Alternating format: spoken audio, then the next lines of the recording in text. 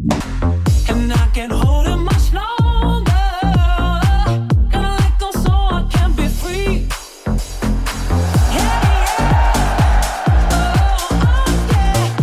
yeah. What's up, Sam? Yeah. Let's go. You hear about this weather? Are you going to get hit with anything where you are? Rain, go away, my friend. It has been raining the last 2 days. It's supposed to rain the rest of the week. So I'm dreading that right now. But I will say in the Carolinas, it is okay when you get rain and it's not cold, right? It's still a little humidity in the air, so it's not as bad. So, but definitely expecting a little bit of downfall from that hurricane.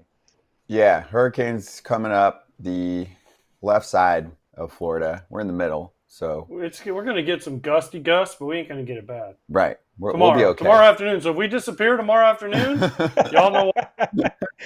I'm riding. I'm surfing. I'm going to Scott. send a rescue party, AJ. I'm going to send a rescue party just in case. I'm going to throw Scott out in the water and ride him. Yeah, I'm gonna Surf him down the streets. I'm gonna eat good tonight, and I'm just gonna be like, let's go. Anyway, here's the difference though between us and Major League Baseball. Above us, above our homes, we have what's called a roof. Now, many rich billionaires in Major League Baseball built their new ballparks, and they're awesome, but they forgot to make them retractable. Yes. No. I will argue. What's the argument? That they can't. Well, like Minnesota, there was nowhere to put a roof Because they're in because downtown. it's too small. And then it's like, all these owners, most of them are very poor, so they can't afford the extra hundreds of millions of dollars to put the roof on. I didn't realize. Plus, listen, I get it, but there are certain places like there shouldn't be a roof, like Atlanta. There's big weather There problems. should be a roof. Why? They get rain plenty down there. Because Yeah, it's hot as hell. Yeah. In Atlanta in the summertime. AJ, with that gear on behind the dish, I know you remember that 90 loss season in that heat. It was no fun. It ain't bother me. That junk ain't bother me. Let's go. Hotter the better. But here's my thing. Yeah. LA, San Diego, you guys want to skip a roof? Okay. Especially with an old ballpark too. You got that excuse, right? You've got a classic in LA, for example. Cool. Atlanta, you're in the Battery. You're not near anything. But it takes You're up making too a much ton of room. money. Have you seen how much room? Have you been to Texas? How Yes. much room the roof takes up? It takes up like a whole nother ballpark. So they had room. I mean, they went to Cobb County They out of have the city. room. They didn't have room. Not to do what they want to do with the Battery, which is the envy of every other team. Yeah. I'm with You ain't Scott. saying- I'm with you on this one, Scotty. I need a roof, retractable. Safeco did it right. Yeah, it ain't your money. Yeah, it's Safeco. It's freaking rainy and cold there. Right. You're right, but we need it in Colorado. I don't want to go play in Minnesota early in the year. They ain't got no room. They don't have any room Any in Minnesota. Midwest, any places in the Midwest could use one, but I'm by in that way too. You never have to worry about rain delays, right? We don't got to worry about the rain delays, double headers, none of that stuff. It's all nipped in the bud when you do that. Yeah, it's better for business too. People don't have to pay attention to what the weather's like nonstop to decide if they're going to go to a game. You can't book certain group or business outings because you don't want to bank everything on one day that you can only go and it might get rained out. So just throwing that out there, but it is what it is. We're going to have some fun with scheduling. We'll get into that soon with the Mets and Braves, but let's charge the damn mound with the triple play. Charging the mound. That was crazy. Here it is. Crazy. Not even close either. I mean, they reviewed it all, but it wasn't close. Second was close. That was the closest. Here's yeah. my thing. There's maybe one third baseman in baseball that even tries this as man. Most of them step on third, throw to first, get the double play, move on. He was like, nope, we're going to try it all. And it was two perfect throws. Really, it was two perfect throws that had to be perfect. Two perfect throws. And they pulled it off. Was beautiful. I mean, I've never seen a game end on a triple play. Not like Listen, that. I looked it up. I think it was oddly, I think there has been a game end on a triple play, which is kind of crazy. But as I sat there last night and watched that ending, and I don't want to be like, oh, is it fate? But, I'm one of those guys every year, whatever sport comes around and you're picking teams, it's like, who has the good story, right? Who has that guy that went through a lot of adversity on that team, and who inspires the fan base, right? Who's got that cool story? And I'm sitting there going last night, with the death of Peter Seidler, right? You lose Peter Seidler all year long. this is the most cohesive I've seen the Padres play together, right? This bunch that they have right now. Mike Shildt bringing these guys together. A.J. Preller getting a ton of slack throughout the years, trying to do his best to put a winning team on the field. They cut payroll by $100 million, right? Nobody except for those guys in that clubhouse thought they had a chance. So last night to end on a triple play was crazy. Now they're set up to possibly go for this division. It was a fun game to watch, and I just started to ask myself, is this fate? Is this fate? I don't know. But Padres have a team that is formidable and going to be tough to beat, bro. There's the tweet from Alden Gonzalez, who covers the Padres and Dodgers a lot. He said they shed payroll by a third. They were 50-49 at the All-Star break. And I always add they lost first game after. So they were 50-50. And they clinched a spot with that triple play. Best team in the second half, 41-17. They've been crushing the Dodgers. I mean, obviously, it was a close game. They've crushed the Dodgers for a couple years now. Yeah, in the season series. I'm telling you, ever since 2022, when they beat them in the DS that year, they are not afraid of the Dodgers. Mm-hmm. They are not. They're just not. There might be some teams that are like, oh, no, it's a big, bad Dodgers. The Padres ain't afraid. And Joe Davis's call was like, Shohei's on deck. They were like, now he's definitely getting up. I mean, he's getting up. It's just a matter of how many guys are on base. Yes. And then the next pitch was a triple play, and he was like, there's no way that just happened. But also, let me say this. Jack Flaherty, tonight, listen, I'm looking at you right now in the camera. This is why they got you. If you guys lose tonight, and Jack, it ain't all on you, but this is why they got you. You've been dealing for the Dodgers. And you're a free agent at the end of the year, and you're going to get paid.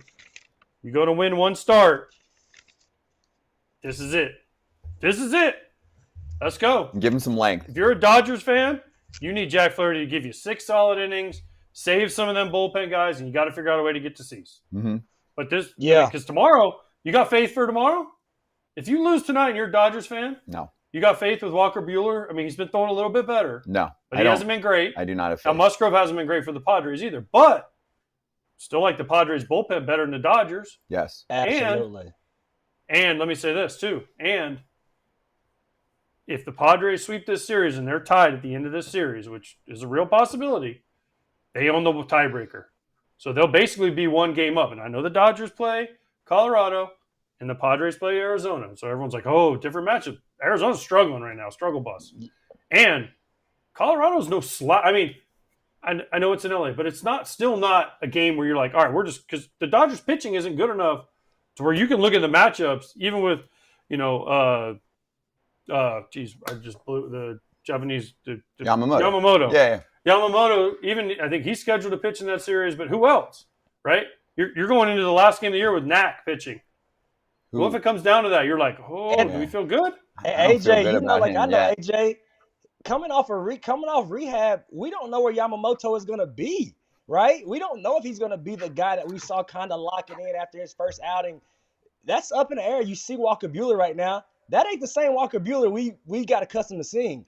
It's a totally different monster when you're going to the batter's rack and you're like, I'm facing 92 to 94, best ball at 95, opposed to 95 to 97, best ball at 98. Like, they are in dire needs for a big start right now. And then on the other end, like AJ said, I think the Padres are also going, okay, cool. We clinched the spot. We want the division now. I think they can taste it. They can smell it, man. And I think that's what they're going to go out and try to do, is try to get the division to really prove a point. I agree with you wholeheartedly, AJ.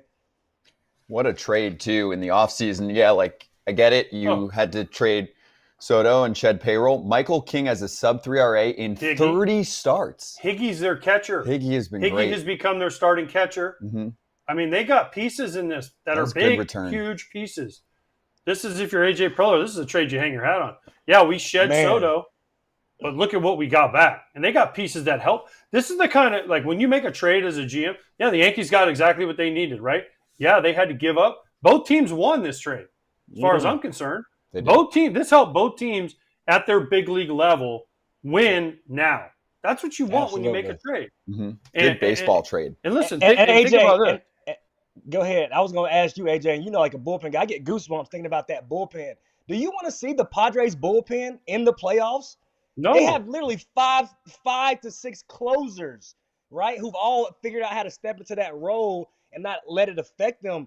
that bullpen is lights out. And like AJ said, listen, I still like Joe Musgrove in the playoffs. That dude does not give in. He is a tough ass at bat. So I think it's going to be hard for anybody to deal with them, man. And they're playing inspired together baseball. I said this is the most cohesive I've ever seen this team, right? Leadership. Manny looks happy. They couldn't have got Tatis back at a better time right now. He looks like he's bought into the team concept. It's a scary Padres team right now. And again, you said it, Scott. AJ Preller deserves some credit, right? He has taken a lot of grief, a lot of strife, but man, he did an outstanding job going out and putting his roster together. Yeah, he did. And Sure. Drew Thorpe is in that deal. Yeah, but then Drew they Thorpe landed got Cease. Yeah. So Cease and, of course, Arise they pick up during this season, too. So a lot of great They moves. didn't have to trade Jackson Merrill in any of those trades. Nope. Right? Ethan Salas is Gigantic their for him. big catcher. But I'm looking at the probables here, right, for this weekend. So no Buehler for the Dodgers, and obviously no Flaherty because he's pitching today. So he's out for the rest of this regular season. Yeah. Right? So the Yamamoto and then who? Knack would be scheduled Sunday. Who's the other one they have? Bobby Miller? They're going to throw Bobby Miller? No. He's in triple. I mean, it's all at TV. But then you look at the Padres Diamondbacks. Gallen's pitching today, so he's done. Fott pitched yesterday and got absolutely whacked by the Giants. So he's going to have to throw Sunday, right? Eduardo Rodriguez would be Saturday. He ain't pitching very good. Nope. And I think Jordan Montgomery might be the day before. So the Padres are going into that series going, we get Montgomery, the three guys that are pitching the worst for the Diamondbacks. Sign me up for that. Yeah. Padres are in the driver's seat. Facts. We also got news yesterday from the Dodgers. More bad news. Number one, Gavin Stone done. 60-day IL. The shoulder officially holds him back. Had a great year, too. Guy that they could have really used at this time of year. Two, Kershaw looked like he was making his way back.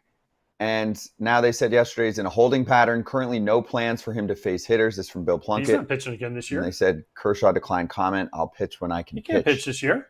I mean, If he hasn't faced a hitter in how long? It's been a month, right? well, he did. What did he do? A sim game or something Yeah, but if he can't recently? But clearly it didn't go Didn't well. go well, He or he'd didn't be respond pitching. well. Yeah. he ain't pitching. He's done for the year. I mean, like you Stone's said, done for the year. He's done for the year. Yeah. May's done for the year. Bobby Miller's in AAA. Right? Who else are we missing? Gonsolin hasn't pitched all year. Glass Glasnow. Glasnow's done for the year. it's Flaherty, I mean- Yamamoto, and pray for rain. Knack and Knack. Buehler and Knack. And Knack looked okay yesterday for a bit. Then he's homer prone. He's young. I mean, that's not who you want in your three spot. He made some mistakes yesterday. And you know what was interesting when I stayed up and watched 5 innings of this game, which is, as you know, is late for me. Yeah, it is. But he got some emotion, and you could tell the moment was on him. Mm-hmm. Because there was a couple times he made a mistake, and he was like screaming into his glove, and they showed him. So, I mean, listen, it's not the Dodgers of the past. Even because the thing is, their bullpen isn't as good as it's been either, and it's not going to get better in the playoffs. They're going to have to win 8-6. But we saw last year. games. Remember Freeman and Betts? Would they go 0 for 20 in the playoffs or whatever it was? Their 1 for offense is 20 better. With an infield hit or something. Yeah, their The offense is better this year. for sure. It is. Ohtani, when he got that first hit, I didn't track after that, but when he got that first hit, he was 14 for his last 19. That was his run when he got his first knock the other day. I mean, they scored 2 runs, yeah, but you're right. They scored Michael 2 King runs. shoved. They held him back. and then the bullpen came in and shoved, and then obviously the triple play. Mm-hmm. But still, that's whew. Congratulations to the Padres. They clinch. So let's also congratulate another team that's at least in the playoffs, just like the Padres. Padres still have a shot at a division.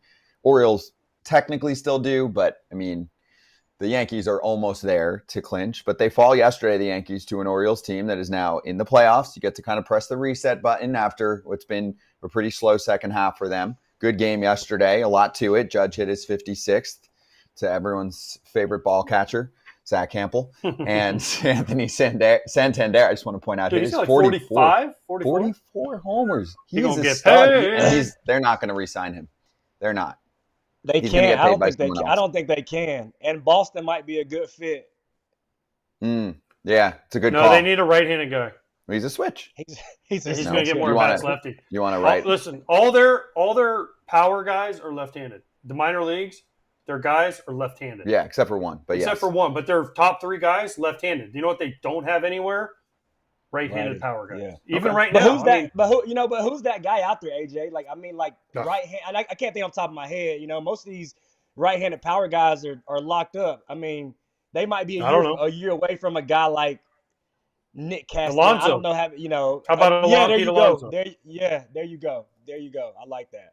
What's funny, So- and I'm just, you got me thinking. I would love to see. It would never happen either. Too much money, but I would love to see what the Tigers are doing. Like add a Pete Alonso, bring a JD Martinez back as a veteran DH next year. I'm moving ahead, but you got me thinking now. I love this time of year. I feel you. All right, real quick, because then we're going to talk to Eduardo Peréz. Two more things with the Yanks, and congrats again to the Orioles. Nestor Cortez is getting an MRI on his left elbow. That could be a problem. I mean, 1 earned run in his last 15 and a third innings. But here's the thing I'm going to ask, and I know we don't have a lot of time to get into this. Remember he went to the bullpen, though, and it messed up everything. Now, all of a sudden, I'm not saying one thing caused the other, but that's something you look at is they're like, oh, all of a sudden he didn't get his normal routine to get hot and do everything. He came in, remember he piggybacked Stroman, and then they put him back in the rotation, and he's been pitching really well, and now his elbow's sore.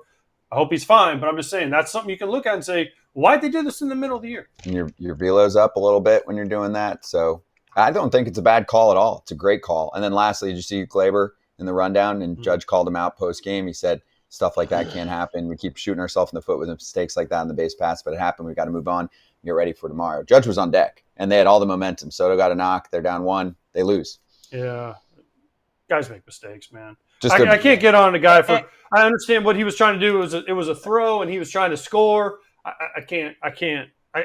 Listen, I get the reasoning behind it. How do we know Judge's going to get a hit? Judge's going to win another No, of strikeout. course. Everyone will be like, oh, Glaber should have tried to score on that throw. So, listen, stuff happens. I'm with you, AJ. Okay. I'm with you, AJ. And we've condemned Glaber enough for not playing hard. At least he was trying to make a hard, you know what I mean, a hard play. He was trying to make an aggressive play. So. Cam, I just can't. He's the way the season has ended in the last couple of years have gone for Glaber, and he has all the talent in the world. Do you see him coming back as a Yankee next year? I'm gonna be real with you, and I've said this time and time again. My opinion on it is I look at him like I look at Didi Gregorius. I don't think the fans value him enough, and I don't think the organization values him enough. I think they'll miss him when he's gone, and I think it'll give him a breath of fresh air. I think Glaber still has some really good baseball ahead of him. I could do. see him. I agree. I could see him hitting 30 home runs with another team next year. So I'm with you. I could see him having a nice bounce back anyway. All right, let's step aside, and then we'll get to Eduardo Peréz from ESPN joining us next to hit all kinds of topics.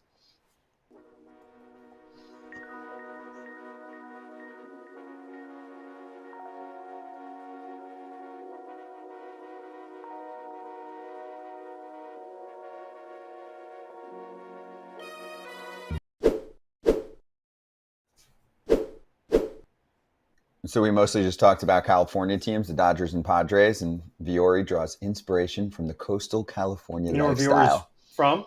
No. San Diego. Wales, Is it? China. Is it really? Oh, I did not know that. Yeah.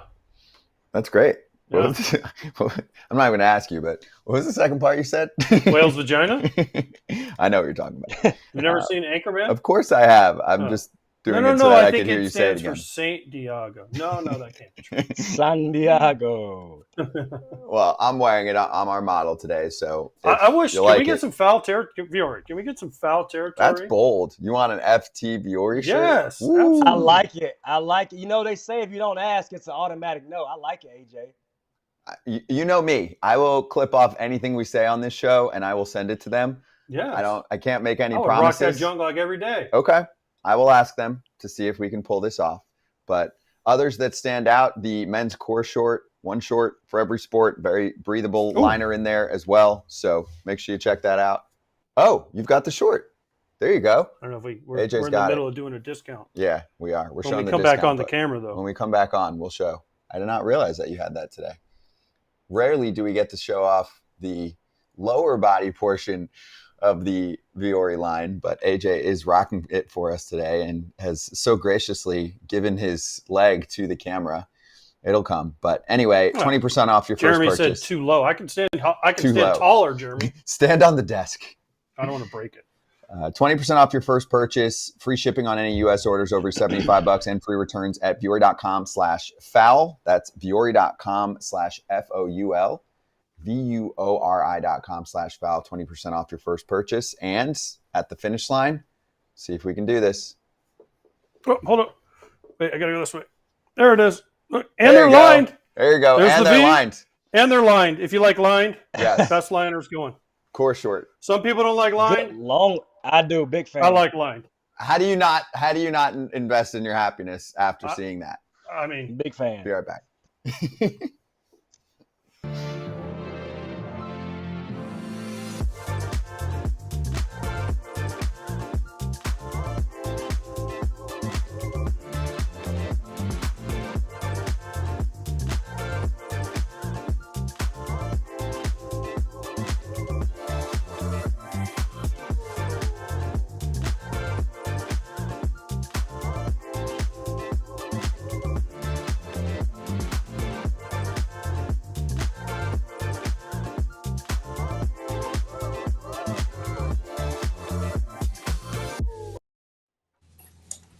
Here we go. ESPN's Eduardo Peréz joining us right now on FT. Are you bringing us a little show and tell?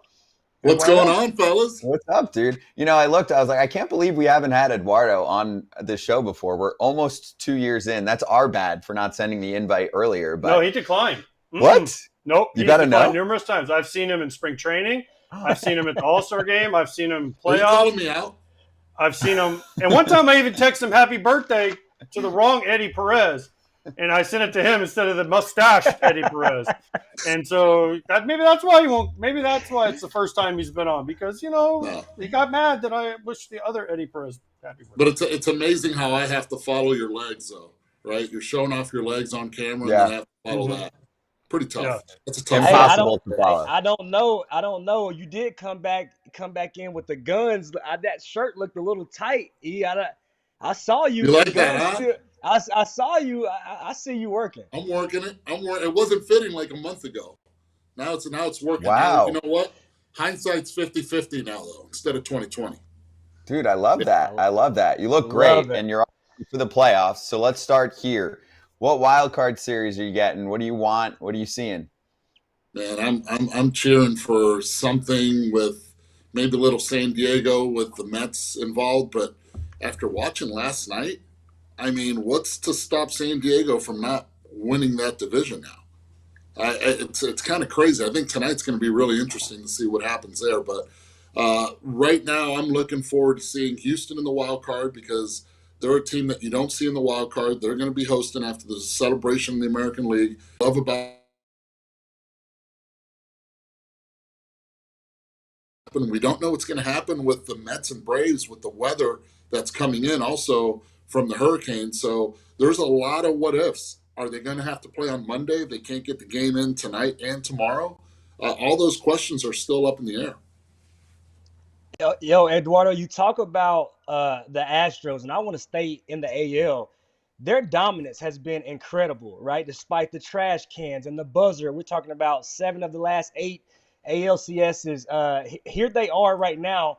And I look at how teams are shaping up, and they very much remind me of the Atlanta Braves, right? Had a lot of injuries, added some nice pieces towards the end. Jason Hayward. Do you think that they have a very strong chance again this year to do what they've done in the past? And who do you think could really kind of be a team to surprise us in the AL right now as we're looking at this thing shape up? Look, of course, Houston has a chance, and they have a chance because of their pitching, right? And that won't even include Justin Verlander in there. Now, I'm concerned about Alvarez, concerned about his knee, but it all stems with the starting pitching and the bullpen of the Houston Astros. It is set up for postseason play. And I think this is what makes them dangerous. And I'll tell you another thing that makes them dangerous. They don't have to sit and get, and see who they're going to face.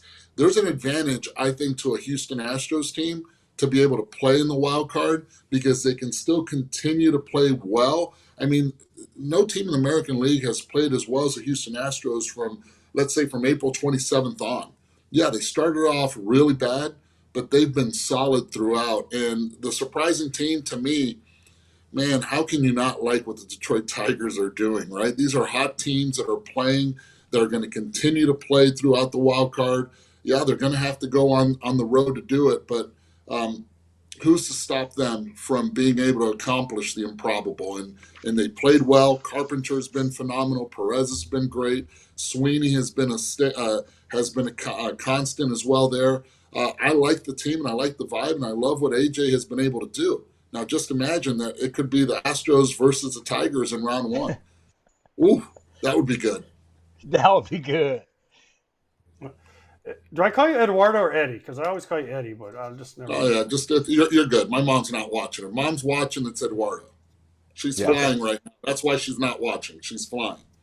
Okay, because a lot of Latin guys go by their last name, so I just call you Perez. It's weird. You go in a clubhouse, they're like, "Hey, Pierzynski, hey, what's up?" And I'm like, "Hey, Eduardo," and they're like, "Hey, Pierzynski, how you doing, buddy?" So I'm always confused by that. But I got a question. We all say hello they when do. we go in. Yes, 100%. They're all great. Listen, most of the guys, 99% of the guys are awesome. But I do have an Astros question for you. You were the bench coach in 2013. Yeah. They were awful. We played against you guys when I was in Texas, and you guys were awful. 2014, you resigned. 2015, they make the playoffs. Did it have something to do with you leaving, or did you see this coming as they got better? Knowing and going in, and you're funny. You're funny. You crack me up. You've got jokes. I love it. You got jokes. Trust me, there's more coming. Oh, that's good. I'll take it. 111 losses, man. I'm so scarred from it. No, I had the. I'll tell you this. 2013 was an interesting year because we were testing the ground control, and that's their system, their analytical system, and I got really involved in it. And being able to deal with Sig Mejdal hand in hand every Friday we would meet. If it's at home, we would come in, we would meet, we would talk about the analytics, understanding the shift, also talking about other advantages. Does the no doubles rule work? How about double plays, looking at it, if you score first, if there's a walk, all these little things that we were testing, and also evaluating who were going to be the players that were going to be able to stay when this team became good. And it was actually 4 guys that were able to stay from that team once the team became a contender year after year. I thought 2015 was early, and they overcame a lot of things, and I think that almost set them back a little bit. But on the contrary, Dallas Keuchel came out and became a star. Jose Altuve has still become and still is a star. They had Marwin Gonzalez that was still there, and because of that year, the team was able to get better, not only on the international market, but also on the draft process of it. And I think that's one of the big reasons why they became good. Carlos Correa, Alex Bregman, all those guys were a product of it. Yes, did they miss on some drafts? Absolutely. But one thing that has become a constant, you look at that starting rotation from Framber Valdez to Blanco, you look at others that have come through there, they signed late out of the Dominican Republic. And you have to give a lot of credit to the creativity that the Houston Astros had while they were losing to become sustainable year after year. And I think you could say the same thing from the Baltimore Orioles now. I think they're going to become sustainable year after year because they followed that same strategic development that the Houston Astros did. I love that. I love your insight. And one thing I know about you from early on, meeting you early in my career, after my playing career, you've always been a guy that I feel like moves in good faith, good works, right? I'd be remiss not to bring this up and get your opinion. How do you feel about the Rowdy Tellez situation, right? When you watch Pittsburgh, as they seem this season to be getting a little bit closer to where they want to go. Well, as a free agent, does that impact guys wanting to come in when you see a guy like Rowdy Tellez, who the game, right? This is a fraternity. The game loves him as a brother. When you see that type of business be done, how does that sit with you, and where does that leave the Pittsburgh Pirates moving forward, in your opinion?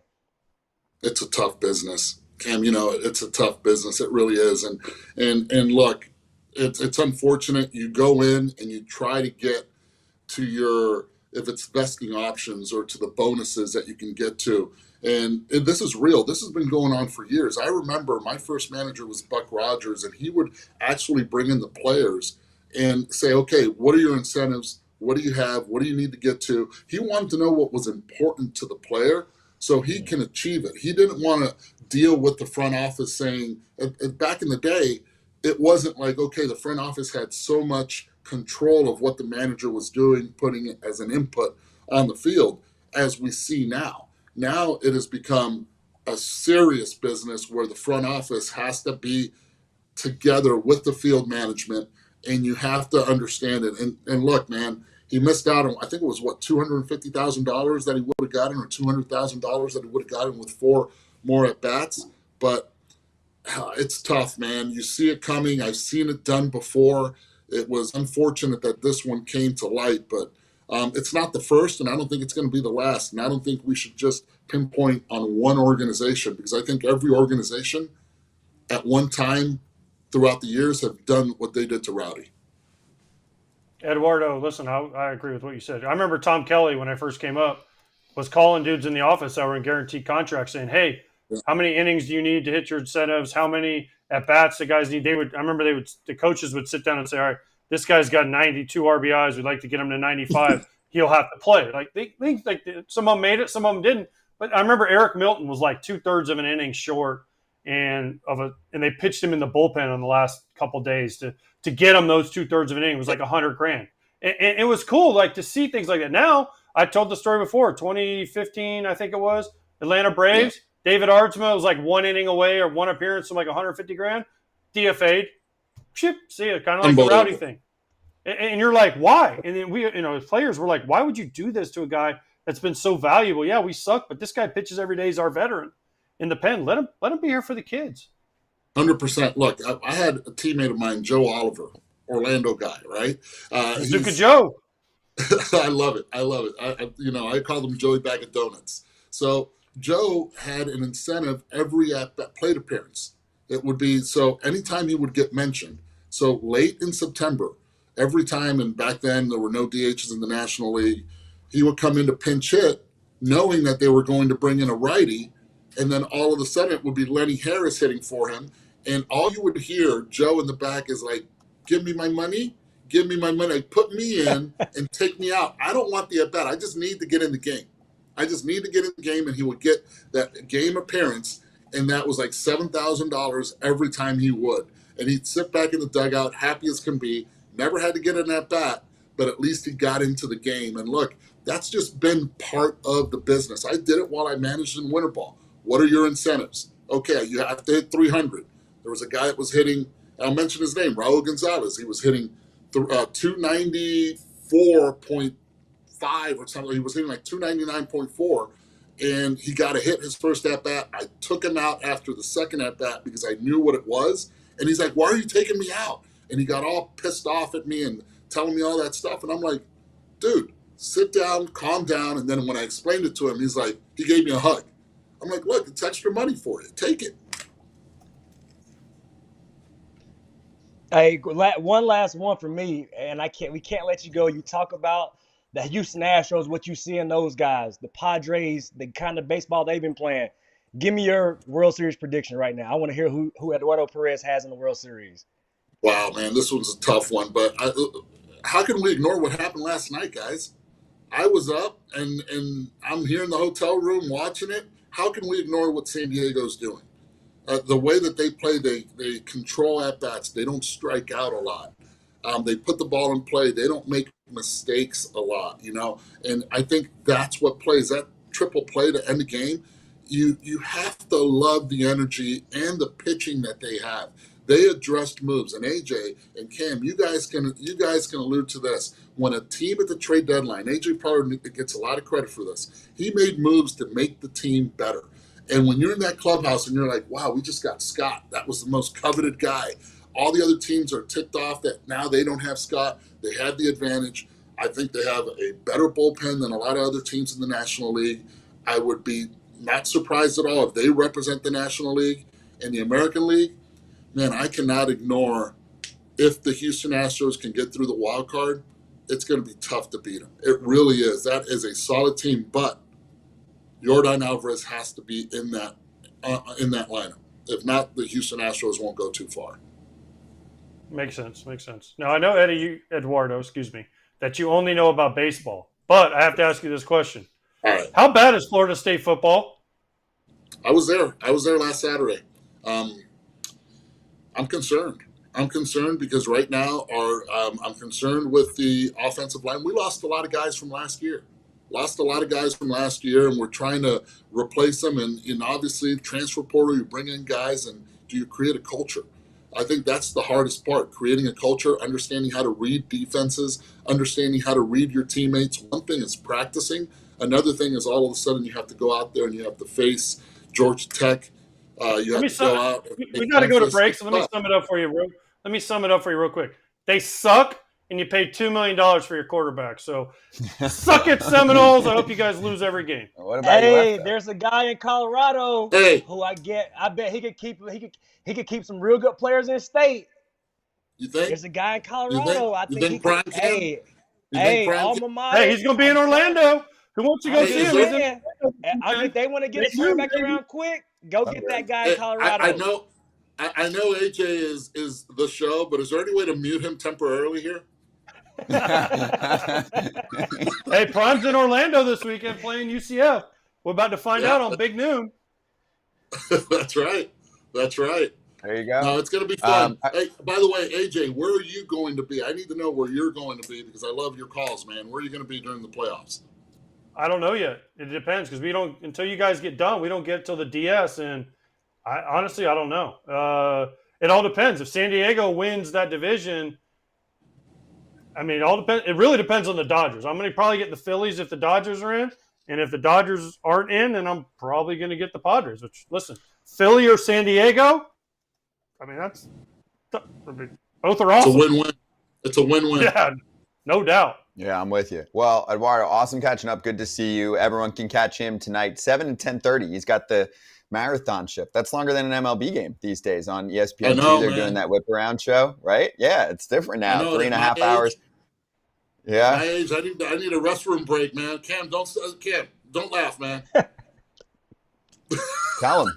Don't do that. Say double breaks. Right here, double breaks restroom break, halfway restroom through. break. And then Sunday, you can also catch him on that whip around show 5 to 7 on ESPN as the games are finishing up. So Sunday, obviously, is the last day of the regular season. Great catching up. Good to see you, Eduardo. Hey, great seeing you. Thanks for having me, fellas. Thank you. Appreciate you. Be right back, FC fam.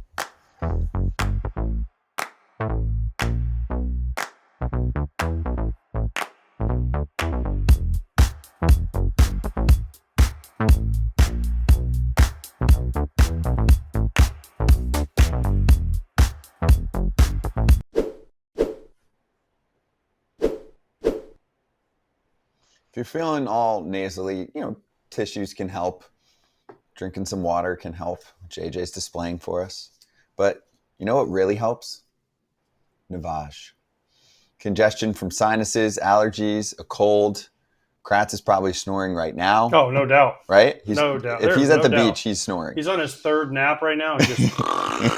He's actually jealous that he's not with us today because he wanted to talk about the Rowdy Tellez story. But Navage is the answer for you. And even if you don't think you need it, I highly advise you to try it out for breathing easier. That's what Navage does. And they use saline flow and gentle patented nasal suction to clear those nasal passages. It can work as fast as 30 seconds, almost as quick as the pitch clock. Drug-free, 99.9% pure saline salt pods, no medicinal side effects. So go check it out, FT fam.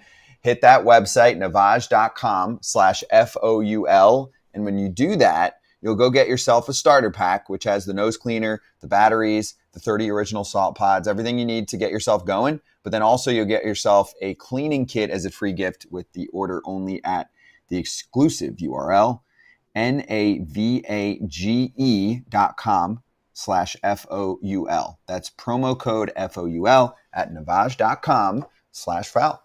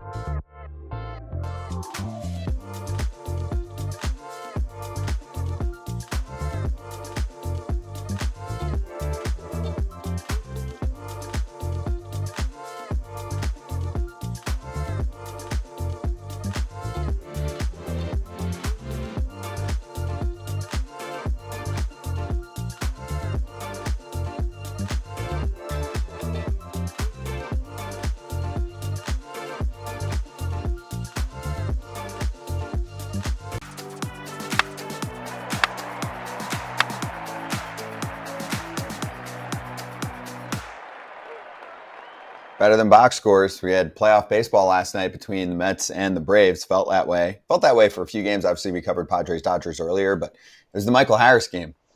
Dude was on fire at the plate. He's a sick defender. Dead center, right? Not to start the game, but he had a homer. He had a homer. What was it, in the center, third, I believe? Oh, okay. Second at bat. Sorry. Yeah, but his first three at bats, I think. Yeah, double, single. homer, single. Yeah. Yep. And a great play, the catch coming in. So good. Sick play. That was falling fast. I mean, not many guys make that catch. We've got great center fielders. We are in an athletic renaissance right now, but Harris is definitely up there. So the Braves win, though. Cam, Braves win the game. I mean, this is their playoff series. Their whole season is on the line here. They're getting a lot of crap for not starting Sale in this game, and then he could have also started Sunday for them. But now, with all the messed up scheduling that's probably going to happen with at least one rainout, if not two, it might actually work out for them. Yeah, well, some young guys in this game are real. They are the real deal. And they have this guy named Schwallenbach, and he's really, really good, Scott. So I think what happened last night is he can't answer the call every time that Atlanta Braves has needed him to answer the call. He has stepped up in a big way, gave them a huge boost. And I think when you have the guy like Chris Sale with that type of intensity, right? We know the situation that they're in, probably going to be the Cy Young. I think you see a guy like Schwallenbach really feeding off of Chris Sale's knowledge, right? He does not look in awe of the moment at all. He looks like he's relishing the moment, relishing the opportunity. And when you look at the roster, right? Acuna hurt, Strider hurt, Ozzy Albies missing 2+ months. Freed, Ronaldo Lopez. These dudes have been banged up. Now Austin Riley. It's nothing short of impressive what this team has done, right? And that just goes to show you the belief, the trust that they have in their, in their blueprint, and the next guy stepping up. It's been special to watch. Now I don't know how far they can take this, but I have a lot of respect for the acumen and the fortitude that the Braves have shown this season. Schwallenbach, 7 innings, 1 run, 1 walk, 4 Ks in 87 pitches pretty efficiently. He probably could have got another one. I think so. 1.79 ERA and 7 starts against the best NL teams that he's faced. He hasn't touched the he mixes it up Diamondbacks or Milwaukee, he but mixes it up he does, right? so well. Right? I think he's pitching forever. He's barely pitched in his life. I know. AJ, for a young Darren guy, Erstad. how impressive is that, dude? Like, that's impressive he's for a young great. guy. In this moment, in this climate, with the Braves, all that they've accomplished over the years, like, to keep them afloat, goosebumps. He's been giving these guys a lift like they needed. I mean, like, you couldn't expect that they needed. He's giving them that lift. He's been great. And let's get to the real story though. The weather. We talked about a hurricane in Orlando here. That joke's going to hit Atlanta tonight. They probably aren't going to play tonight. They're definitely not playing tomorrow. Mm-hmm. So they're going double dip on Monday probably. Let me ask this. Both teams were off on Monday of this week. Why didn't MLB step in and say, I know there's hotels, too early. You can figure it out. That's what they would say. I'm just going to present Okay, so then why not do a doubleheader yesterday, play at noon today? That is something the like problem. that, because this is coming. Listen, hurricanes aren't like earthquakes where they just appear out of nowhere. Like, you see these things coming, they start they spin this way. They start spinning. we know they're coming. It's coming. We're probably not going to play tonight. Did you see Dave O'Brien's tweet that we were just showing? So he said, MLB moves slowly on matters that require fast, decisive action. Hurricane path known 4 or 5 days ago. Mets and Braves were off on Monday, like you said. Having them start the series Monday would have reduced it to 1 game to make up next Monday, and moving today's game to noon might have enabled the entire series. Yeah. Can you imagine? Okay, just think about this. If they don't play tonight and tomorrow, they got to play a doubleheader on Monday. So they're going to start at noon on Monday, and they're going to play a straight doubleheader. So they're going to play 12 to 2:30 and then 3 to 6. And then, by the way, whoever wins that might go to the playoffs. Whoever loses might go home. Yeah. And there's other teams involved too, right? So the Diamondbacks, they're like sitting around like depending on seeding or if they make it. So there's a team in it. No one's going to be able to go to their city. No one's going to know where they're going. This is a disaster right now. I agree. I mean, listen, it's a natural disaster, and I'm going to put the hurricane because being from Florida and the people that are about to get hit by this hurricane, it's going to be awful. Please prepare. But for MLB not to have we always say it, the reactive, not proactive, have some – I know it was too late, but they knew there was this possibility. You'd rather make the possibility where you say, hey, we're going to try everything in our power to get these games. Like today's game, 100% should have been a noon game. Mm-hmm. Last night, they could have looked at – we did it in Texas one year. They said, oh, last game of the year we had to win to get to game 163. They moved our game to 10 a.m.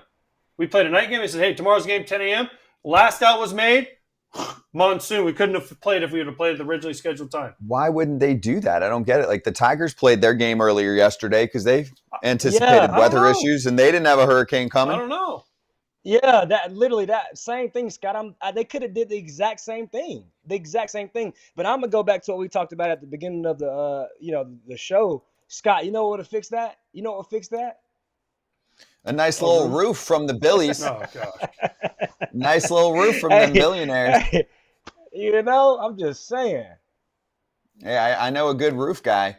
But anyway, the Braves are now chasing the Mets. Mets had been chasing everyone else for a while. Braves are chasing the Mets. Awesome episode yesterday with Metsed Up and Hammer Territory doing a crossover show that you can check out later on YouTube if you missed it or wherever you get your pods on either of their pages. Go give it a look. And coming up next, Lewis Brinson, former big leaguer, joining us on FT. We'll get into a whole bunch of topics.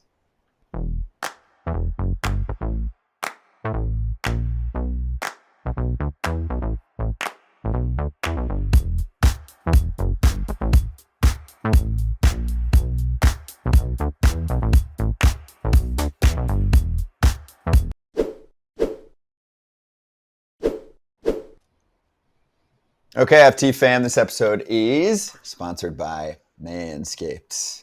For those sensitive areas and highlighting their newest package, the 5.0 Ultra, the Lawnmower 5.0 Ultra, part of that package as well. So if you are looking to, spend some time on the beach still in the fall, you've got some nice weather still running across the country besides the hurricane for the next few days. You want to just, do some grooming.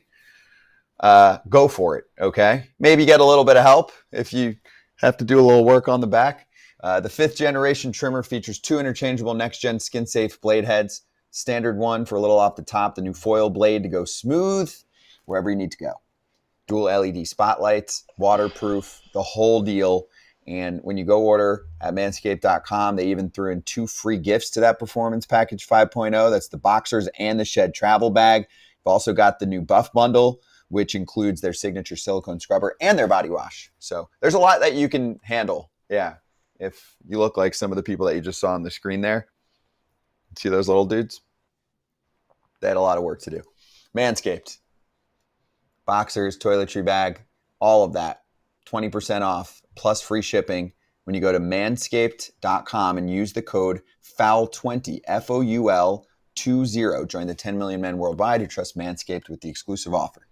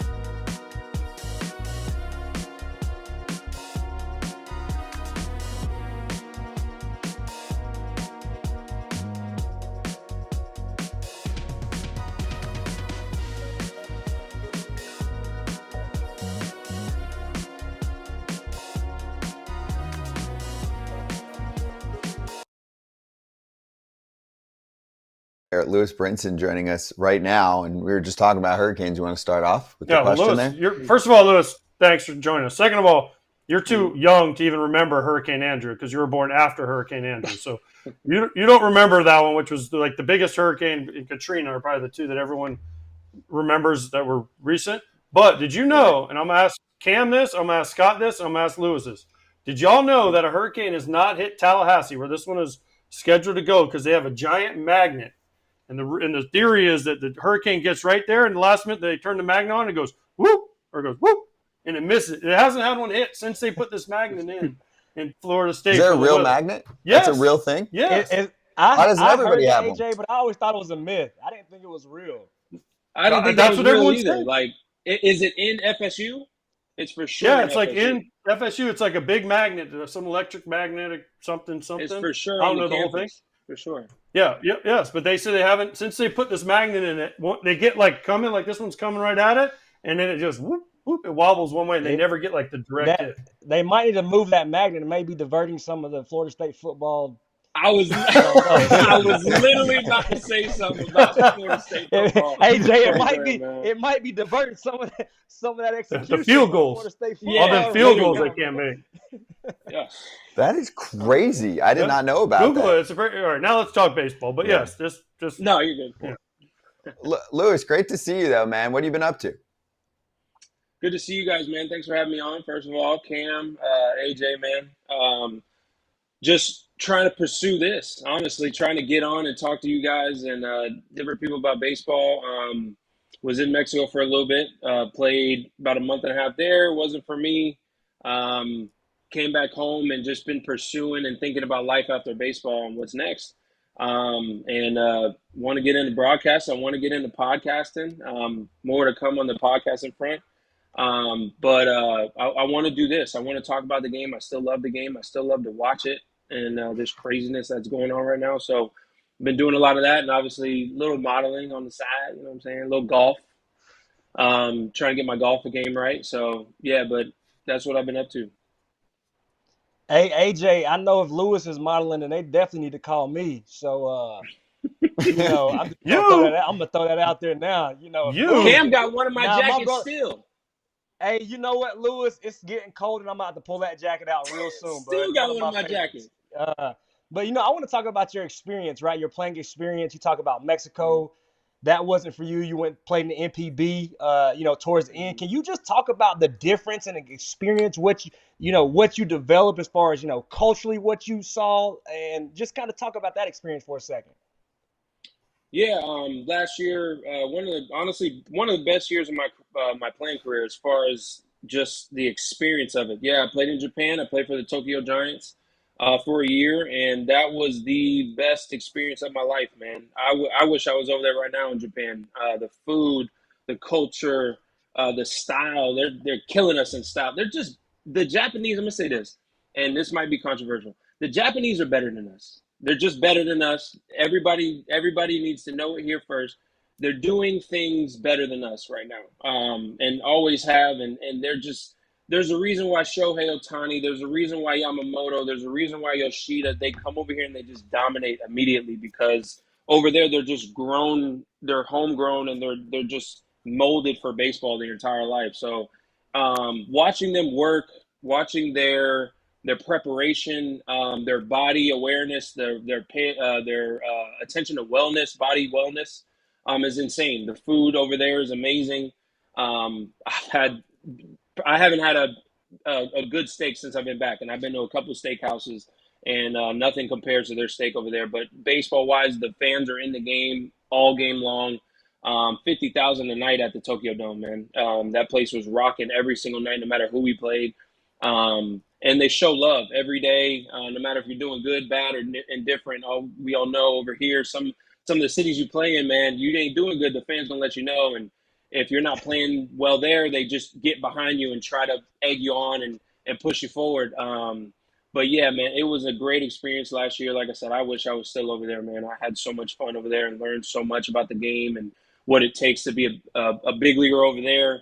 And why these guys come over here and dominate the way that they do. And then Mexico was obviously Mexico. Mexico is different, man. It's that winter ball feel of everything. And just that's not for me, man. It's not for everybody. But I had a good time in Mexico. Had a lot of good teammates. A lot of guys are playing down there. A lot of free agents are playing down there trying to get back to the States. But, yeah, man, I had a great time in both places. But Japan definitely took the cake for me. Okay, I want to follow up on something now. You were my young guy in Miami. right? And I Correct. won't sit here and say that we didn't have a live night on a Tuesday, and and I, I wouldn't say I know what I you're wouldn't talking about. say we stayed out to 8 a.m., but I want to get your thoughts on the whole CJ Abrams deal, right? Where you at the end of the day, we're grown men playing a game, right? We know Hmm. guys. We've all had teammates that might do their thing, but they show up, they're ready to go the next day. I want to get your thoughts on that because for me, I think it's a little bit deeper than what we're getting. What are your thoughts on that whole CJ Abrams situation? The guy who was their all-star in the first half of the season. Yeah, I mean, I agree with you on that. It's definitely, first of all, this ain't the first time. This ain't the first time that this has happened. This ain't the first time, and I don't know personally, just from how severe the punishment was. This definitely was not the first time that they had to talk to CJ about maybe staying out too late, maybe going here, going there, staying out to the casino. Maybe he missed a bus. Maybe he was late for a plane bus. Maybe he showed up a little, intoxicated or whatever, and just smelled like alcohol. Maybe a couple too many times, and we don't know the full story. But this definitely, what I do know, this definitely ain't the first time that has happened in this season. And plus, he's not hitting well the second half. Man, you can't be. I don't care who you are. You hitting under 200 or 200. The second half, you need to focus. You're like you said, they're only all-star. He goes to the all-star game and shows out in the all-star game, and first half had a killer first half, and then second half, for whatever reason, isn't hitting. And now, obviously you like to go out and blow some steam when you're not doing well. You like to go to dinners, you like to go to team dinners, you like to kind of get the energy up and take your mind off of baseball. But staying out to 8 a.m., man, that on a day game, that's tough. I don't know. I've had my fair share of going out. Like I said, we've gone out and maybe had an off day the next day, but definitely didn't have a day game staying out till 8 a.m. So that's a little crazy for me. Now, as far as the punishment, I don't think he should get sent down. You got what they sent him down with 7 games left, 8 games left, and Yeah. Yeah. you send him. Yeah, you send him down to AAA. Like, at least bench him. Maybe take away some playing time, or what's the point of sending them down to AAA? That's another reason why I say this ain't the first time that this has happened. For them to go ahead and be like, you know what, go ahead and get up at the clubhouse. We'll talk to you after the season's done. With him being probably a main point in their rebuild and them getting back to the way the Nationals should be playing, how you send the guy all the way down to AAA? The AAA season's over. I just don't understand that. All right, Lewis. First of all, there's a couple things that he messed up. There's 2 ways he messed up. All right. First of all, the guy took a picture of him, which is BS. I don't like that camera phone stuff. Yeah, I don't like but 2, that. he should have just rolled right to the park with a Starbucks and been like, not even go back to the hotel. Just be like, yeah, I'm here, boys. That's a vet move. He's not a vet. He's not a vet. That's That's a vet move. That's a salty vet move. You know all the moves. Just go right there with Starbucks. Just go roll right in with a star. Hi, guys. What's up, guys? Had a great night. Yep. Here we go. Get there on your own. But then I'm going to say this. I know for damn sure you and Cam may be going to live. Y'all be going to, was it 11? That was Cam's spot. So let's Nah, that's your Actually, that's Scott's Straight spot. away. That's Scott's spot. Sorry about it. That's Scott's spot. Nah, That's Scott's we were spot. live. We were live. We stayed at live. We were Yeah, live. yeah, we Yeah. stayed at Live. Look it Cam up, showed me a Cam. good time one night at Live, man. It was a good time. Okay. It was a good time. Okay, and then finally, let me ask you this, Lewis. You saw we're talking about CJ Abrams. Rowdy Tellez and Michael A. Taylor got DFA'd yesterday. The story is that Rowdy Tellez got DFA'd. He needed 4 plate appearances for $200,000. I mean, to me, listen, I don't know. We don't know the whole story. We don't know if Rowdy, good teammate, bad teammate. We only know from when he comes on our show. But man, that seems harsh to DFA guys, veteran guys with like 5 games to go.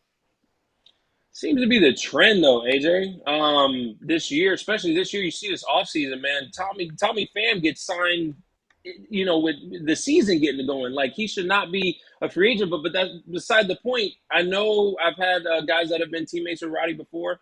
He's a great teammate, great dude. He's a joker, like, keeps it loose in the clubhouse. You want those guys around, especially with the Pirates not being where they thought they should be. Maybe keep the energy loose in the clubhouse towards the end of the season. That's a little hard, like you said. And then Michael Taylor getting getting DFA'd along with him. I know he hasn't had a great year, and I know the Pirates probably want to bring up the guys that are probably going to be a part of their future going forward. But 5 games left, 4 at-bats. Hey, listen, I'm going to tell you something else. They don't just do it over here, and that owners and GMs and people in the front office know how many at-bats these players need for certain bonuses or whatever it may be. But in Japan, they do the same thing. I'm sure that you guys have been close to some plate appearance bonuses and some at-bat bonuses and games played bonuses, and you come 10, 2, 3, 4 away, and all of a sudden they send you down, or all of a sudden, the team wants thanks for everything, but we're gonna make a move here. It's like, it's a little strategic of you. I know you guys are pretty smart people and you're in your seats for a reason, but at the same time, like, front offices know when a player's bonus is coming up, and they definitely had this maybe planned maybe a month or 2 out, and they were like, listen, if these guys are, if we're not in it, these guys are the downfall guys, and we're gonna have to make a move and get rid of them. But they definitely knew that Rowdy had 4 at bats left for $200K for sure. But I think it's a little harsh. I agree with you on that. Hey Lou, you're becoming a really fun follow on IG, and the other day I saw you made a post about Shohei Ohtani, who Thanks, I think is the Cam. most talent.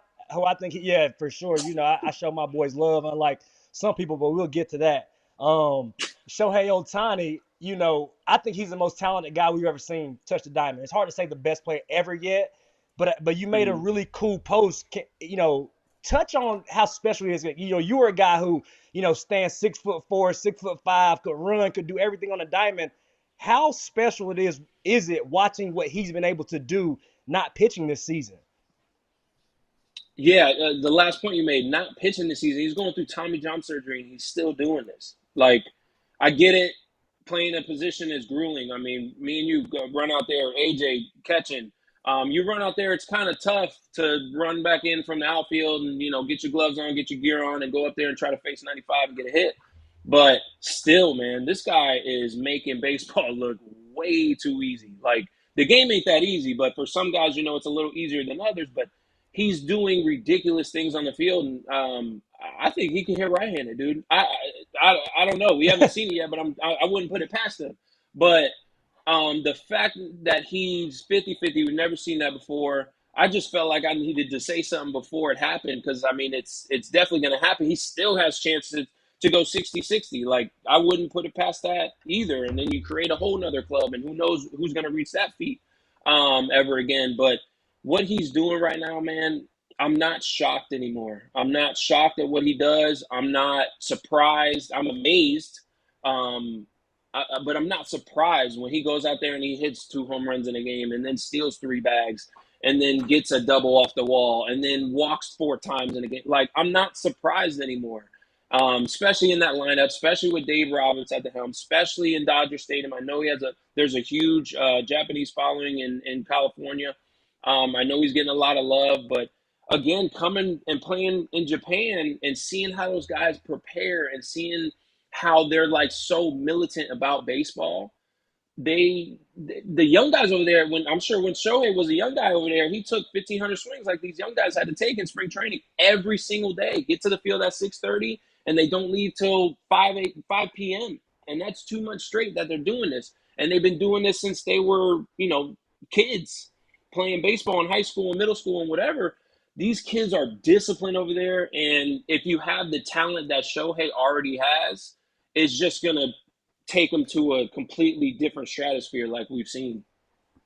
Lewis, I got one more for you, and then I want to hit your charity softball tournament in a sec too. Okay. But have you been following the Oakland A's story over the past couple of years? And now we're getting to the finish line. There's the last few games at the Coliseum. Yeah.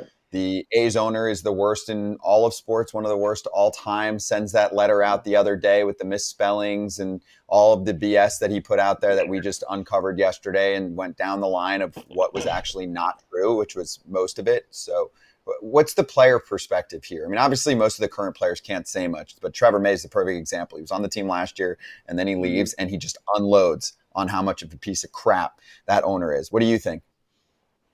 Yeah, I've never played at the Coliseum, I heard it's, tough clubhouse, tough place to play, especially outfield. You gotta wear three pair of sunglasses to play the outfield. I heard out there, but as on a player side, man, you feel like things are just unorganized and just all over the place. You're not confident in the direction the organization is going. You see a letter out like that by the owner. You just lose confidence in where the organization is going. Like, what are we going to do next year? Like, do you guys even know where we're going to play? Do you guys even know, who's going to be on the team? Like, do you guys have any idea what we're actually trying to do? Because they have a good team. They have a good core group of guys. Butler, Blade, Rooker. We don't talk about Brent Rooker enough, by the way. I don't think people talk about that, man. That man has 38 homers this year. But they have a good team, like, going forward. And I feel like the player side of it, you're like, man, are we, like, a laughing stock? Like, are people laughing at us now? Like, we had a bad year, but still held our own. And now our owner makes us look like, the organization just doesn't know what's going on. So I don't know, man. I'm a little salty as a player for sure. If I'm in that clubhouse right now, going into next year. Yep, that's fair. All right, let's finish strong. Charity softball game in January. What do we need to know? And Cam, are you going? Cam, are you going? Because you're invited. Yeah, I was going to ask you before I let him answer that, Scott. I know this weather is getting crazy. Did my invitation get lost in, like, did my invitation get blown away, or what? Like, I ain't received no invite, man. What we got going on, bro? This is the official. I use this as the official invite. I wanted to do it in person, so I can't go up and see you. Yeah. I'm not gonna send a bird. What you think? I'm gonna send a pigeon to go invite you to this? Okay. But yeah, man. So 305ers versus Broward. You guys see, man. It's our 5th year going strong. Just want to say Broward is 4-0. So 305. We're trying to get some help for 305. Miguel Cabrera, I need you. Cam Maybin, I need you. We got JP going to be the captain of 305 this year. He made a diving catch last year. Said he was feeling it the next day. But yeah, man, it's been fun putting this together and just putting on for the community. So my partner Trevor, former football player, originally put together a clothing line, Home Team Fit, and wanted to put it around and just show, like, the love that 305 and Broward have for their teams, their sports teams. And it turned into something bigger. He got Rick Ross to promote it and wear it. He got Udonis Haslam and a couple of Heat legends, and Udonis and D Wade to wear his clothing, and decided to kind of turn it into a consulting and mental health kind of organization foundation. They've since, they're trying to hit. I know they're trying to talk to Clemson's football team. They're working on trying to get a couple high schools down here to get to talk to them and bring in some consultants from their company. But we decided to put on this softball game just because the love of baseball, I feel like, isn't shown enough in South Florida. There's not really events that, kind of promote it to an extent. So we just decided, hey, why don't we put together, he loves baseball. Obviously, I'm a baseball player, and I was one of his kind of inspirations when we worked out together at Bommarito Systems down here when I first got drafted. And he was kind of a lifeline to me, and I could bounce things off of him, and he could bounce things off of me. And we just kind of worked through things sports-wise and life-wise. So we just tried to put on this event and just bring out everybody that wants to come. And we got a couple guys that I wanna get in the game. Xavier Edwards, man, I need you on 305. Lizardo, I'm using this to shout these guys out, man. I need those guys on 305 this year. And then we got Michael Taylor returning hopefully this year. He was with us last year, and then Tuki Toussaint. We had Jazz last year, so we're trying to get as many guys as we can to just not only come out and play, but just to show love and show love for the community, and just make sure that we're giving back in every way possible. We're going to definitely have some tables out there for donations as far as baseballs, gloves, bats, anything you donate. But basketballs, footballs, it doesn't really have to be baseball gear. We're going to do an auction. We're trying to get some memorabilia stuff so we can auction off and give back to charity on that case. But it's going to be a fun event, and we're going to be rocking. We have the music going. We're going to have the 305 and Brown music playing. So I encourage everybody to come out and show love. The event right now will be on January 11th. That's a Saturday.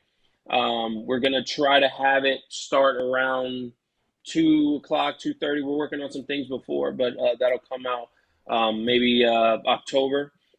But we're going to have somebody, we're going to need everybody out there by like maybe 2:30. Get the speeches and the introductions out of the way, and then we can get going to the game. But it's going to be a good event. Awesome, man. By the way, 407, whoop that ass for real. Cam, you come play on 407, okay? Let them know. Bring Matter our of fact, let them know, AJ. We'll whoop their asses at the same time. Combo team, 407.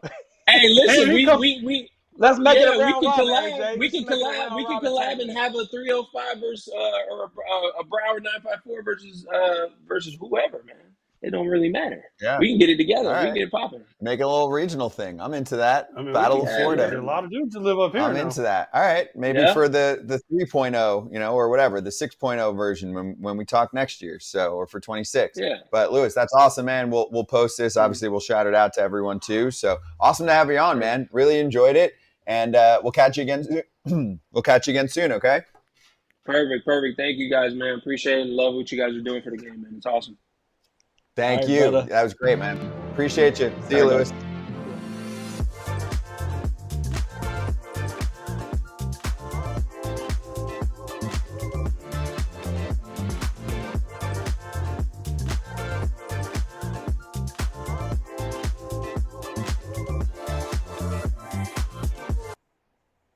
Astros are playing right now, and it doesn't matter for the most part. I mean, they're Locked in. they're into their 3 spot. Kikuchi's pitching right now, final tune-up It before matters the for the playoffs. Mariners, though. I mean, I don't know how the Mariners and the Red Sox, especially the Red Sox, are still alive. Because the AL wild card just is a disaster. Which I want to save it. We'll get into it a little bit more coming up. There's but one team that's really a disaster. the Twins. Yes. We'll get into that too. But for the Astros, congratulations. I love how you get a Hader 4-out save to pull it off because, you wasn't doing that in the past. You pay for Hader, you get more than 3 outs. There's concern about Yordan Alvarez in the knee. It sounds like it still needs a lot of work, and they need him. He can DH, though, probably. Yeah. So- You're okay.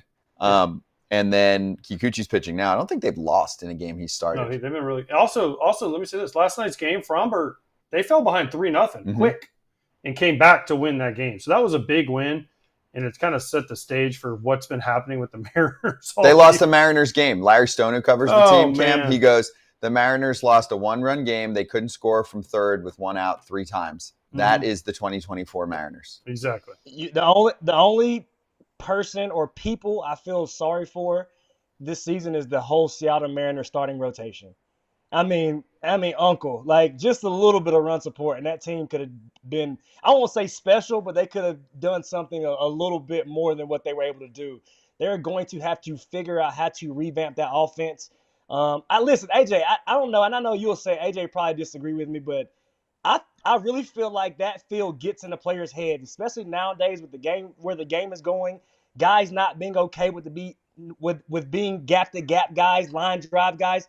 That's a big feel, right? And if you go out there and you think you're going to just be bopping 30, 40 homers, it's not going to happen. I think they need to change the organizational approach there, or they need to do something to induce a little bit more offense. But that rotation, man, hats off to them for a great season.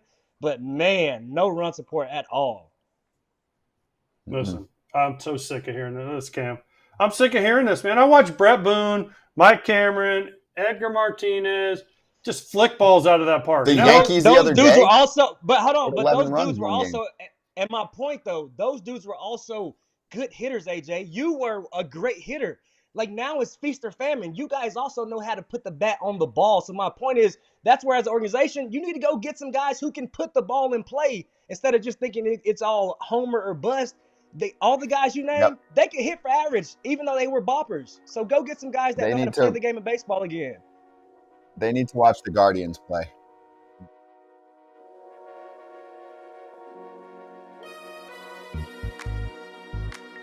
Talk about a rough turnaround. Yeah. FoulTerritoryShop.com is the spot for really whatever you need on the merch front.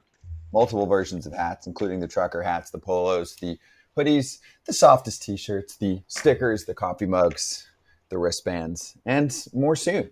I know you send in suggestions all the time. You know who you are if you're doing it, and we're working on it. All right? Yeah, that's what he said. That's what he said. That's what he said. That's what he said. Let's cover this. Rowdy Tellez has been on the Pirates all year. He signed in the offseason to be one of their veterans. And apparently he was good enough to be on the team until a few games left in the season. Specifically 4 plate appearances away from a $200,000 bonus. And you can say, big leaguers, cry all you want, whatever. It's not about that. The precedent that you set as a team when you cut a player like this with just games to go, and then the people that rep the organization are saying that it had nothing to do with that, tough sell, right? On the timing with a week to go. Ben Cherington, no factor at all. He runs the team in the front office. 0 in terms of that when he's asked about the plate appearances. Not concerned about the optics. He said, quote, contracts are negotiated in good faith and they live out.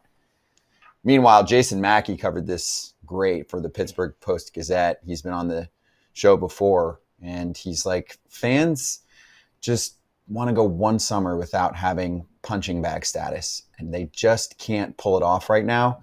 And from a player perspective, if you're looking to sign with a ball club, sure, if it's the Pirates or nothing, okay, but does this make you feel warm and fuzzy when you see this happen and they're kind of like, oh, we've given Rowdy chances and whatever? I mean, if you really feel like he wasn't good enough, because it's not like he had a great year at the plate, then cut him on August 30th. They were already out of it. Let him go pick up with another team. He had a good second half.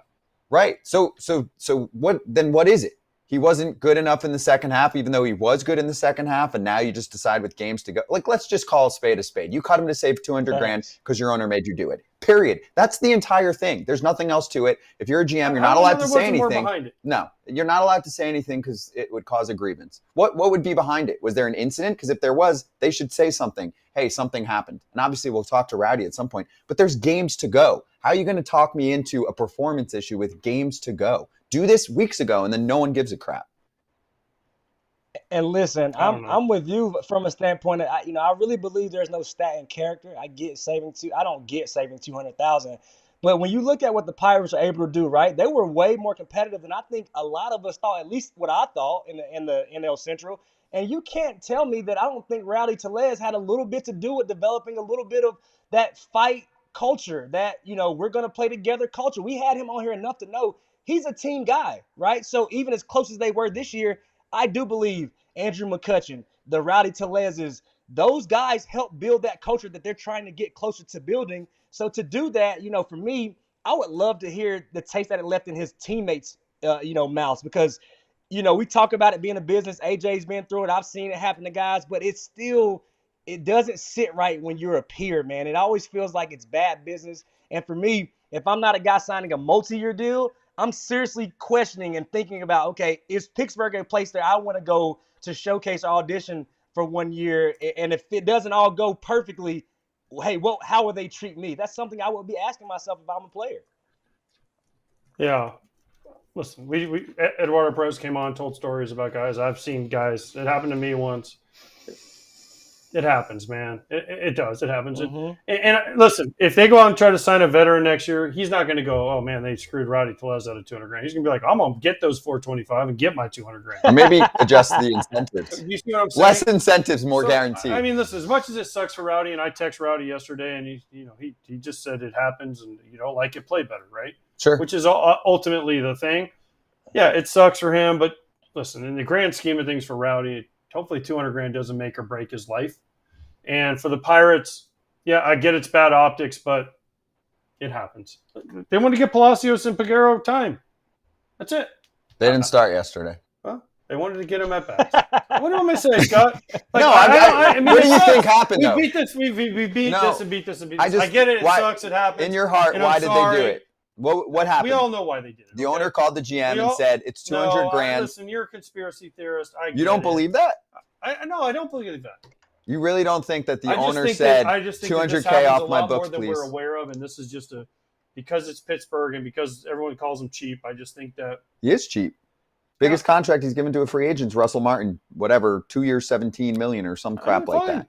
You know, if they think that their veterans aren't good enough, they're going to send a message to them with a few days left. Him and Michael Taylor. Michael A. Taylor's had a bad year too. But again, why are you cutting him with a few days left? I've seen this. I've just seen it happen. Yeah, too many times. I've definitely seen it. I mean, I believe. Yes. Do I believe that's why they got rid of him? Yes. Have I seen this happen for too long with too many teams? Yes. Has it ever affected anybody if that's their best offer from being like, let me see, Pittsburgh's offering me $4 million, and the Yomiuri Giants are offering me $1 million. The Marlins are offering me $2 million. Guess where I'm signing? I don't care about my incentives. Because every player that is in this situation as a big leaguer thinks, I'm going to go out, I'm going to kick ass this year, and I'm going to hit every incentive. And if the Pirates trade me, then I'll be in a place where I play for a team that's winning. And guess what? I'm going to hit the incentives there, and they're going to have to pay me the $200,000. Mm-hmm. So, I mean, I get it. Yes, I do get it. And I've seen it happen. And it happened to me one year. But Rowdy played well in the second half. It's they not don't like care. They're not going anywhere. They don't care. It's about saving money. We got that. That's all. Just pointing that out. We got it. They're never going to admit that, though. Yeah, well, they would get in trouble for that. You know, exactly. there would be a grievance for it. So, okay, cool. Anyways, by the way, also Eloy Jimenez is also in AAA, which also doesn't make sense to me. Why? He just got optioned. He's still under team control, or there's no? There's 5 games left. Why did you keep him until now? They wanted to see if he was going to be a valuable bat for them off the bench, and it did not work out. No. Okay. They had a few misses. I mean, they optioned Trevor Rogers. True. So their big trade days ago. Eflin. It was Eflin and Sir Anthony. It's been good. And Soto can't throw it in the ocean. Nope. Yeah, that was not a star-studded trade deadline. But same could be said for the Tigers. And guess what? Jake Rogers from the Tigers is going to join us next. They're the best freaking story in baseball right now. So we'll get into the team in the driver's seat for an AL wildcard spot.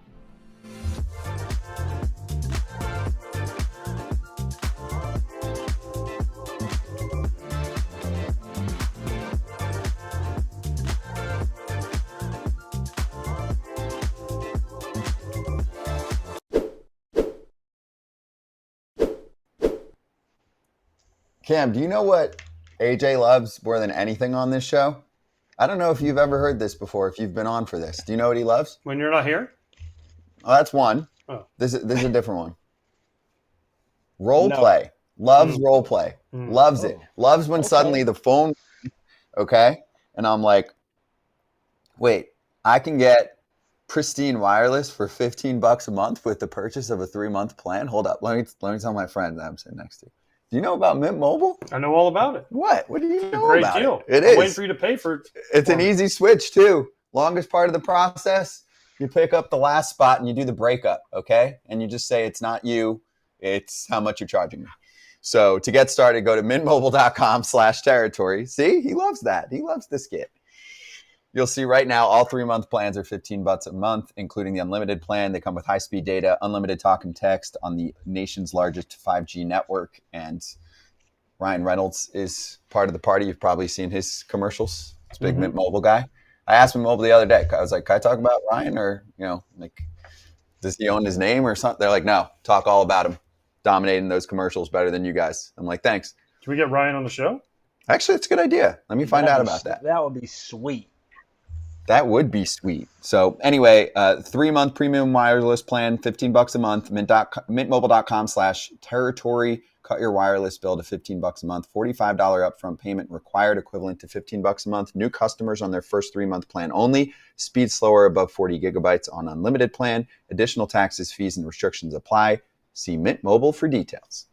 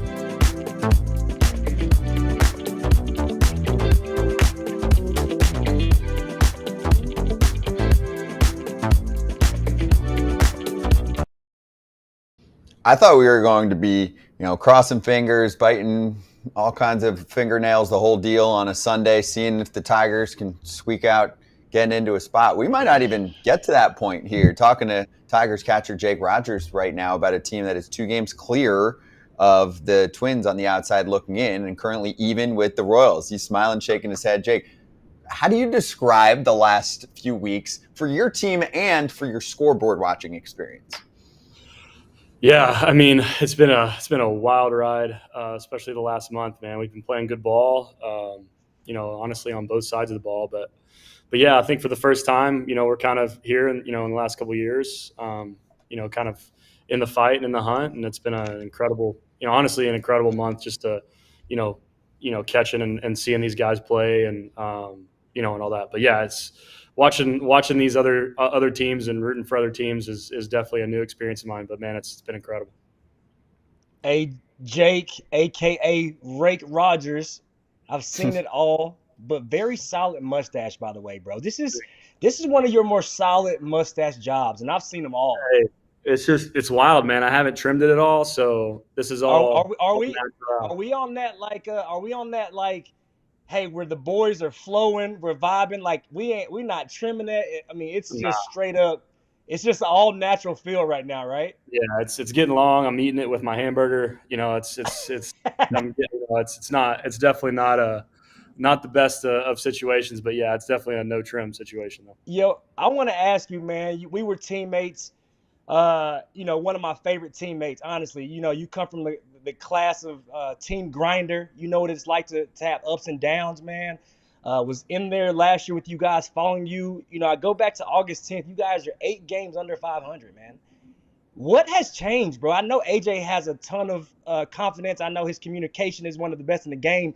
What has changed as a group? You have young guys that nobody knows that will soon be household names come October. Everybody's going to know these guys. What has changed from a mentality standpoint, from a team standpoint, that has got you guys over the hump and playing together? You guys are playing as together as I've seen. Like, tell us what has changed, bro. Oh, man. Well, thanks for the compliment. It's a huge compliment. I love playing with you too, Cam, and miss those days. But no, man, it's been awesome. It's crazy. Just to put it, I don't know what. Honestly, the whole year obviously we have some great players. Nothing kind of stands out. Obviously, we have Kerry Carpenter, who's slugging a million, and but we also have Green right behind him and Colt Keith right behind him. And I think kind of the name of the game for us is a lot of those guys will have a bad day. Greeny will have a bad day, and then Carp will hit 2 home runs, and then Carp will have a bad day, and then Colt Keith will go 3 for 4 with 5 RBIs. And it's really hard to kind of get through the top of that lineup.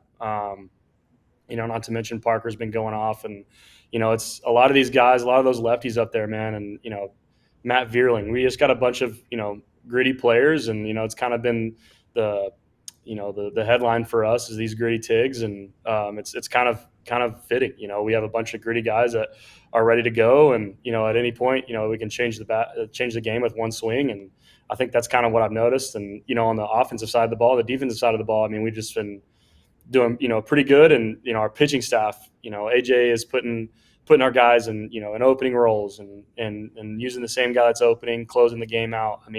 These guys have been put in incredible, like crazy situations, different situations, and have done incredible with all those situations they've been put in, which is a huge shout out to those guys that have done that. And a lot of the young arms that are coming up to it, it's those guys have.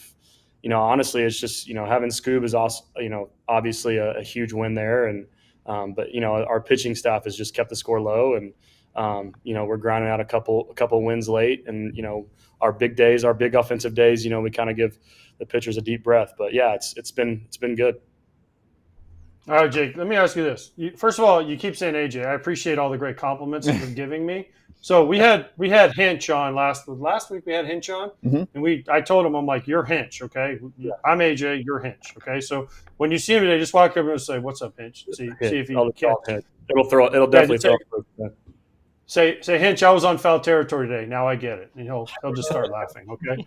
But what did Hinch say to you guys? Because you traded Flaherty, you traded Chafin, you traded Canna. And now all of a sudden you guys are a better team. So did Hinch say anything to you guys? Did you guys have a meeting? Did you guys come together? Because those are three pretty darn good players, and all of a sudden now here you guys are, wild card. Great players, man. Great players. I mean, we had really no team meeting. Honestly, obviously we have a bunch of team changes. It seems like, in spring training we had one team, and then right after spring training we had another, and after the deadline we got another one. So I mean, it's I think it just kind of everyone's just been kind of trying to do their role the best they can and have fun with it, man. No team meeting, no nothing. Yeah, I mean, obviously those three names are huge names that we'd love to have, but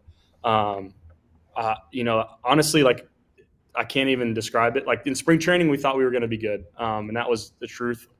And as the season kind of came along, we weren't. We were just kind of treading water and not doing very good. And then at the deadline, we obviously gave a reason for the front office to to kind of send those players away. And then we were kind of like at that point, like, all right, well, it's just kind of these time to get these kind of new guys some get their feet wet in the big leagues and kind of see what they have. And they've just hit the ground running, man. A bunch of really good players that I think are going to be good for a long time. And I think all those players coming up is just kind of like, as soon as that deadline kind of hit and, obviously this winning streak, it was like, man, we don't really have anything to lose. Let's just go out, have some fun and play good baseball. And I think that's kind of been the vibe around the clubhouse. Hey, you talk about good baseball. I want to talk about one thing I love asking. I love the unsung guys, right? Everybody knows Scoob and how dominant he is, and everybody knows the talent that Riley Green is. Well, all of these new faces, all of these new guys, who has been a guy that you feel like, man, if we didn't have him, we would not be where we are, other than the guys that I just named? Like, who's the guy you like? This guy has been a glue piece that, he won't get the credit that he's deserved, whether it's performance, whether it's leadership. But who's that guy who is like, he's the backbone in there right now? Man, a big name that just, as soon as you said it, Matt Vierling comes to mind. He's been available every day. He's played every day. Any position, and he's left, center field, right field, third base. Literally, he's the type of teammate that Hinch will put in any part of the lineup, and he can do really well. He's literally throughout the year he's literally never complained one time. He's just a grinder of a ball player and an incredible human being, and helps all these young guys that are coming up. He was on the Phillies when they were winning, so he knows what it a part of this winning clubhouse, what it takes, and he's kind of putting all that knowledge into these younger guys and helping them out if they need anything, if they ask questions, blah blah blah. But yeah, the one thing that comes to mind is Vierling. Vierling's been good for y'all. Vierling's been good for y'all. You know who's been terrible for you guys this year? Tarek Skubal. He's been absolutely awful for you guys this year. I mean, pitched terrible yesterday, 7 innings, no runs, 2 hits, 7 punchies. No big deal. Just another ho-hum outing for him. I met this guy in spring training for the first time, and he sat next to me, and I was like, that dude's a horse. Yeah. He's going, and I looked him right in the face and said, you're going to win the Cy Young this year. And he kind of was like, it's spring training. I'm like, no, I'm telling you. Okay? Here's my thing. Every 5th day when he takes the ball, what's it like to catch this guy? Because he is, if not the best starting pitcher in Major League Baseball, right? This year, him and Chris Sale are 1 and 2. So it's got to be amazing. You go back there and you're like, I can throw whatever I want. He's going to make it nasty. We're probably going to get this dude out.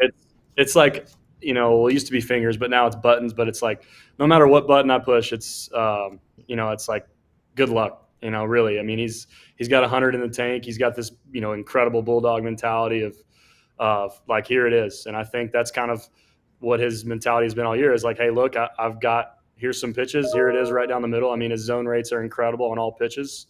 So I think that kind of, he mixes 4 pretty well, which, obviously in the back of the hitter's head is like, man, how am I going to hit 100 and hit this incredibly nasty changeup that's going to be below the zone? And, I mean, it's really is. It's cruise control, man. It's, we game plan, we do all that, but at the end of the day, it's like, all right, hit it, and it's been good all year. Hey, Jake, I want to just expand on that a little bit, because one thing, now I've been on the media side, I want to really give fans insight on why they like their guys, right? Why do the fans love Jake Rogers? Why do they love Tarek Skubal? But can you talk about, when you say bulldog mentality, for the young kids out there watching, because I know, and I've been in the clubhouse with Tarek Skubal, on how intense and how competitive he is. Can you just tell people on how far conviction goes? Because that dude is kind of like crazy when it comes to, he thinks he's the best that's ever touched the ball, that's ever been on the mound. Like, he thinks he can beat anybody and anything. Like, can you just expand on that? Like, how important it is to just have confidence in the game? Yeah, I think it's honestly one of the biggest, the biggest things, apart, just to have that confidence, that line of cocky and confidence. It's a very thin line, but the guys that have that most confidence on the mound are the guys that are going to do well. No matter, I've seen guys that have, from a left side 88 to 90, and the stuff isn't that good, and have incredible years. Just because they have the most confidence and they emit the most confidence. Like, hey, I don't care who you are, if you're, Aaron Judge, or, if you're Jake Rogers in the 9-hole of the Tigers, like, I'm going to come after you no matter what with whatever I have. And here it is. And Scoob is a definitely, and you can see it on the mound. I mean, he's letting out big roars, and we got all sorts of guys letting out roars on the field now, man. And it's fun to watch. It's fun to catch. And, honestly, it's definitely one of the biggest, I don't know how to say it, but the biggest thing for Scoob this year is like, hey, man, it's an FU mentality. I don't even know if I can say that. I was told not to cuss, but the FU mentality of like, man, let's go. And it's big for him. Yeah, you can say the letters, so that works. So the letters are good. You're good. Yeah, you nailed it. I want to ask you about your former teammate, Jack Flaherty, not about the trade and all that, but more just about him going forward here. And the Dodgers are running out of starters, so they really needed to make this move. Were you surprised when he got dealt that there wasn't more action for him based on how good he had been? I mean, I know, some teams were calling out the medicals. I know you're not a doctor, but I was just like, is everyone sure here? Because he bounced back pretty quickly. Man, he was great for us. He is the ultimate gamer. Like, he's an awesome teammate. And then, he's the old school way of, like, when it's his start day, it's like no one talk to him, everyone stay away, I'm locked in. And he did it all year for us. And, no matter what, it seemed like he was going out there and, just like Scooble. I mean, he was going out there giving us 6-7 innings and of, keeping the score low and helping us win any chance. I mean, I was surprised with him leaving and kind of return, but I think we got some good guys for him, and again, that's out of my control who they got, but yeah, I mean, I got nothing but respect for Flair and the way he goes about his business. Hey, first of all, you got your shortstop out of that trade, so yeah. You should know. Yeah. You should know who you got out of that trade. Sydney Sweeney. Yeah, you got him. Sydney Sweeney. Let's not forget that you got your shortstop out of that trade. So you should be proud of him. Now, speaking of trades, you were once traded for who? Justin Verlander, yeah. So are you going to tell your grandkids, man, I was traded for this guy, y'all never heard of him, but Justin Verlander, first ballot Hall of Famer. I mean, think about it. You were part of a trade that will go down in not only Tigers history, but Astros history as well. Yeah, no, that was a wild time too, man. The way it went down was pretty crazy with the last minute stuff. But yeah, I'll definitely cherish him. I mean, he's an incredible talent, and obviously one of the guys I grew up watching, and obviously is still watching. So yeah, I mean, he's incredible. I'll forever tell the kids, man, I was the throw-in for Ver, and then still kicking a couple years later. But damn that. You tell him Justin Verlander was traded for you. Yeah, exactly. No, but yeah, it's an incredible thing to be a part of. The one time I was traded, they got 3 players for me. So that's, Joe Nathan, Liriano, and Boop Bonds are for me. I mean, sorry about it. Me and Justin Verlander, same stuff. But hey, can you go? You can't really see me, but can you go like this for me? What's he got? He's got the zipper. Can you see the zipper? What's it like? What's it like coming back from TJ? And how amazing is it? A good job. You can't really see it, huh? Yeah, most people get like it tattooed over, right? There we go. You can see it right there a little bit. What's it like though coming back from TJ? And then how amazing is it what Shohei's doing, coming back from TJ and hitting 50 homers, stealing 50 bases? I mean, just think about if you had to play while you're armed that year when you had TJ and what it would have been like. And then Shohei's out there doing it, and he's going to come back and pitch again. He's rehabbing. Yeah, I mean, first of all, I wouldn't hate never facing that guy again in the box. That's one of those where you go, man, I don't really know what to throw. Just hit the right button. But yeah, I mean, it's been incredible. I mean, literally, we've never seen it before. 50-50, and to do it, all while coming back from a crazy surgery like that. Me, I went through it, and I was out, a little, just about a year, a little over a year, and I can't even imagine, I mean, just what he's doing and the way he's doing it is incredible, especially coming back from that surgery. I was able to hit, 6 months out, but I don't know about hitting 50 homers. But it's pretty wild. Again, it's crazy to watch, and as a fan, I mean, he's definitely the best player I think I've ever seen or witnessed. So. Yeah, I'm with you, dude. It's been so fun. It's crazy. Yeah, and then he gets back on the mound again next year. So, yeah. But all about your Tigers right now, dude. Thank you for joining us during this hot time period. It's been great to have you and some of the teammates on, especially right now. We had Carp on recently, Hinch, the whole deal. I mean, got to ride the hot story here. So It's been really fun to watch. Congrats getting to this point. Finish strong, and we'll see you in the playoffs next week. Who am I? Who am I? What we got? I don't know. Who am I? Hinch does that? On your team. One of your coaches. Oh, Joey Cora? Yes, exactly. You got to point at the ball, man. Let him know. The ball could be in the third row of the stands. Joey would be like, it's up there. I love that. 8th row. Yeah. Section 430.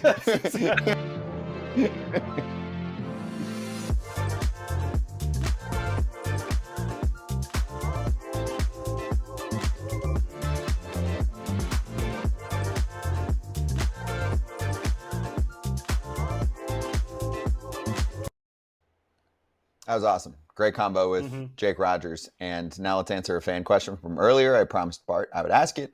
Hey, Scott, with all the pitcher injuries or issues this year, do you think they would ever increase the roster to 28 or 30? Why or why not? My take, no, because now you're rewarding the teams for continuing this epidemic. Like, let's just keep adding pitching spots so you can throw pitchers less than what they're already doing. Like, the Dodgers are getting punished. I think they should put it at 30. Really? For September. Oh, for September. Just for September.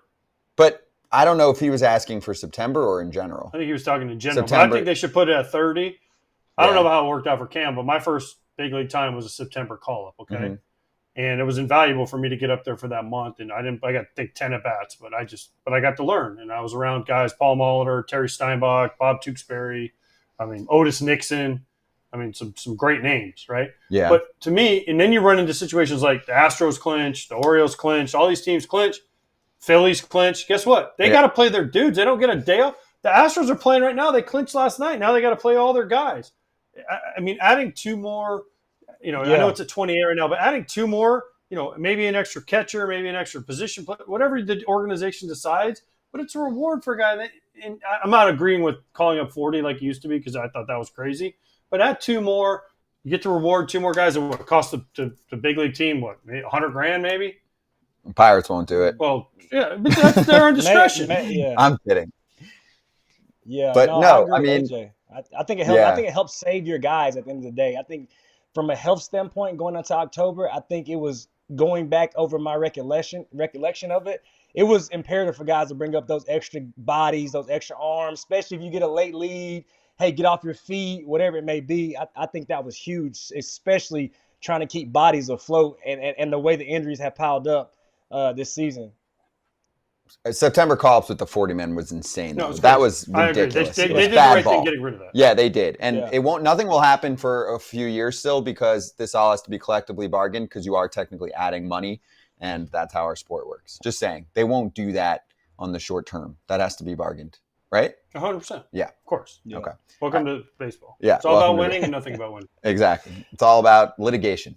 So we'll swing right back and picks, locks, and all that. And then we're going to leave some time to talk about the Diamondbacks, the Twins, and the Royals. Pick your poison.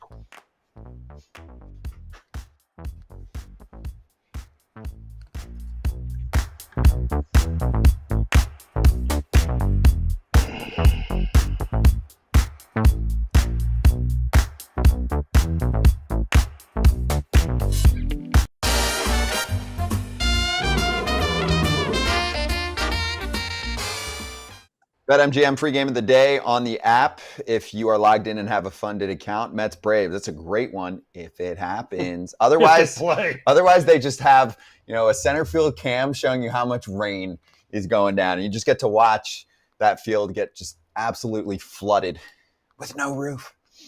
So enjoy that. Get off the roof thing. Kip won and threw down 2K yesterday, so awesome. he's in the plus. Good for you, Kip, and good call there with ATL.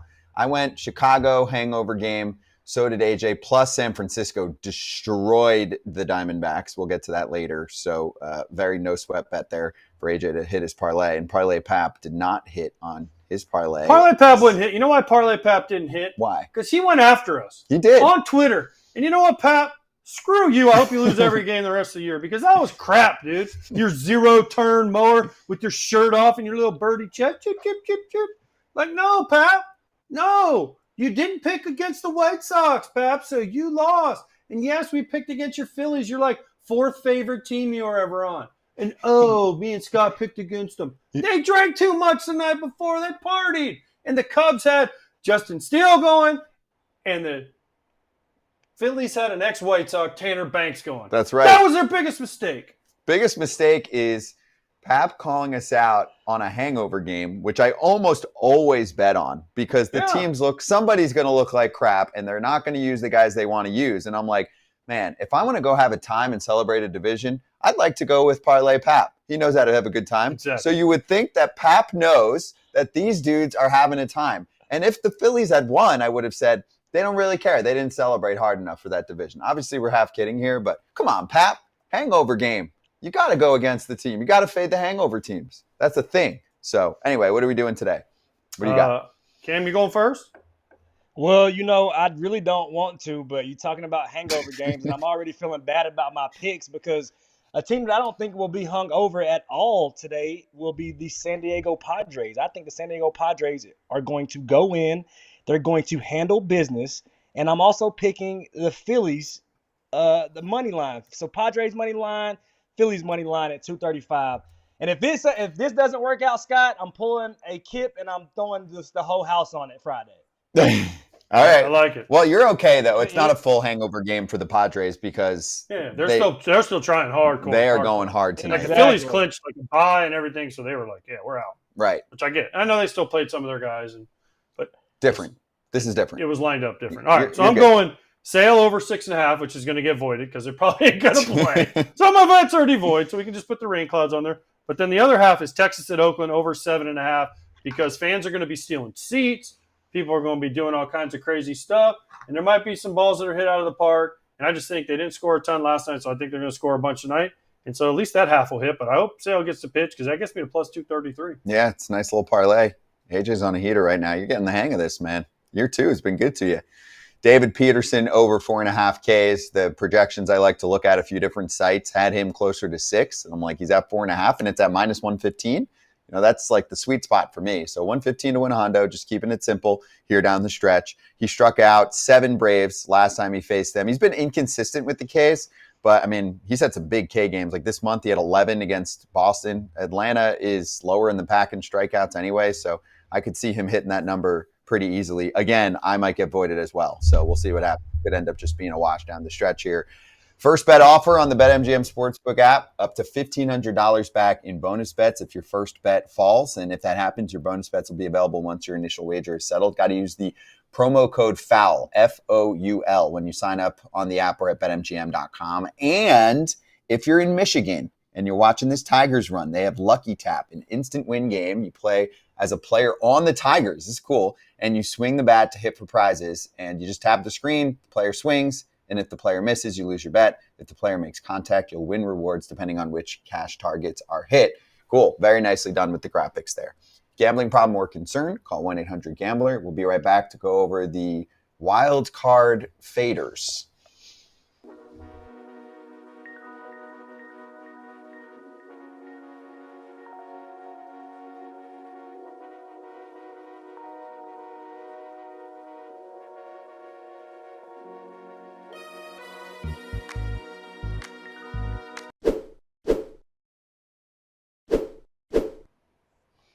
All right, FT fam, we're going to shout this out about once a week to give you more information as we get closer to it. The MLB players are putting together their third annual Playmakers Classic. They have switched the date. It's all for a great cause, and it's going to be on February 18th. There's going to be quite a bit of activity in Arizona right in the early action of spring training before the games start. So if you're thinking, I definitely want to go out there for games, maybe start your trip a little bit early. That's my suggestion, because you've got this. There's a few other things in the works, too, that we'll reveal in the wintertime. But you can go online and check out tickets there. 15% off individual tickets if you purchase by October 31st and use the code PlaymakersFT. But we were there last year. It was awesome. It was great. It's a great event. They do it right, and we'll get to see a lot of players. A lot of players will be there. They're very accessible because they're just mingling with the people. You can literally be at like a craps table or blackjack, whatever, and you're just playing with players, and it's just a super chill night. Like it's special. If you've got the means to be able to do it, go check it out. If you're going to be in Arizona, it is a must-hit event. The food, the drinks, the whole deal. And if you haven't been to Arizona for spring training, also, it's the best. It is. Except if you like Florida. Best. Which we do. We do like ourselves in Florida. We're going to try to be in both spots this year, but of course, we hit almost every camp in Florida last year, but we got a lot to go until we get there, but just wanted to shout it out. February 18th, the MLB Players Trust hosting the Playmakers Classic. Again, access for fans online, 15% off individual tickets if you purchase before October 31st. Visit playerstrust.org and use code PlaymakersFT.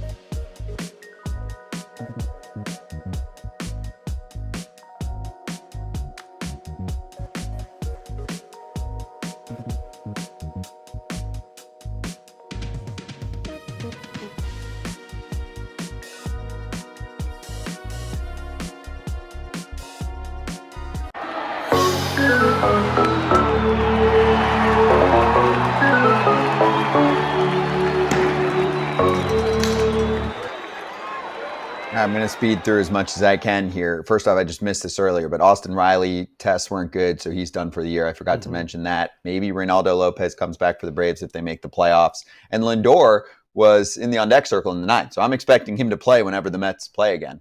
Which could be Friday. Yeah, could be Friday. Actually, that's the one positive is you're buying a little more time for him because he's hurting still. He's going to come back, but he's hurting. So the more time you give him, sounds like that helps. 100%. Do you want to get to the AL car wreck? So well, first of all, where do we start? The Royals. Do we start? The Royals won 1-0 yesterday. Yeah, they haven't hit a homer in like 9 days. That's unbelievable in today's world. Vinny P, call us. They miss Vinny P. They miss him. They miss him bad. They do, man. I mean, they got good pitching. The bullpen's been strong even through this losing skid, but it looks like they're still going to fall into the playoffs. And I still think they can be dangerous just based on the style of ball they play. And they're still the 5 seed. They get hot and cold, but the Minnesota Twins have been an absolute car wreck to watch over the last month. And now, yesterday was the last time I have to watch the car wreck. I had been watching. Like, that was a game I could not look away from even yesterday with the Marlins. They lose 4-1. It was just pitiful performance over the past month and change. Twins. Terrible. Twins. Listen, 11-23. Terrible. Listen to me, Twins. It's Rocco Baldelli's birthday. Can you just get the guy a birthday present and win a damn game somehow, somewhere?